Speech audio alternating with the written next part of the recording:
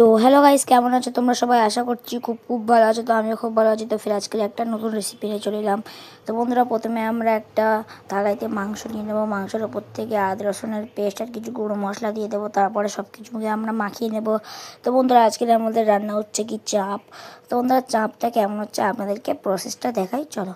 তো বন্ধুরা, আমরা এবারে মাংসটা মাখানো হয়ে গেছে। এবার মাংসটাকে সাইডে সরিয়ে এদিকে একটা মিক্সার নিয়ে নেবো। তার উপর থেকে আমরা দিয়ে দেবো টমেটো, তারপরে এদিকে নারকেল, সব বেরেস্তা, তারপরে কিছু ড্রাই ফ্রুটস, তারপরে সব দেওয়ার পরে আমরা সব কিছুকে পেস্ট করে নেব। পেস্ট করে নেওয়া হয়ে গেলে আমরা এদিকে এক ভাত হচ্ছে আর এদিকে একটা কড়াইতে নিয়ে নেবো তেল। তারপরে তেজপাতার কিছু গরম মশলা দিয়ে দেবো উপর থেকে। তারপরে আমাদের সেই মাখিয়ে রাখা মাংসটাকে দিয়ে দেবো। তো বন্ধুরা, এবার আমরা সব মাংসটাকে দিয়ে দেওয়ার পর ভালো করে একটু কষিয়ে নিয়ে ঢাকা দিয়ে রেখে দেবো। তো ঢাকা দিয়ে রাখার পরে এবার কিছুক্ষণ আমরা ঢাকাটা খুলে দেখে নিচ্ছি।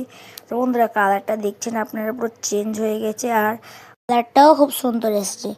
তারপরে আমরা ভালো করে সব কিছুকে মিক্স করে নেবো। তারপরে আমরা সেই যে মশলাটা বেটেছিলাম না, সেটা দিয়ে দেবো। তার পানিটাও আমরা দিয়ে দেবো। তারপরে আমরা সব কিছুকে ভালো করে মিক্সড করে নেব। মিক্সড করে নেওয়া হয়ে গেলে আমরা ঢাকা দিয়ে রেখে দেবো। তো ঢাকাটা খুলে এবার দেখি বন্ধুরা, খুব সুন্দর কালার এসেছে। এবার আমরা সব কিছুকে পুরো বাটার চিকেনের মতো কালার এসেছে। এবারে আমরা ওপর থেকে দিয়ে দেব বেরেস্তা। তো বন্ধুরা, আপনারা যারা যারা বাটার চিকেন খেয়েছেন নিচে কমেন্ট বক্সে জানাবেন। তো বন্ধুরা, এবারে আমরা পরিমাপ মতো পানি দিয়ে দেবো। পানিটা দেওয়ার পরে আমরা সব কিছুকে ভালো করে কষিয়ে নেব। কষিয়ে নেওয়া হয়ে গেলে আমরা ঢাকা দিয়ে রেখে দেব। তারপরে এদিকে আমরা ঢাকাটা খুলে নিচ্ছি। ঢাকাটা খুলে দেওয়ার পরে আমরা ফের ভালো করে কষিয়ে নেব।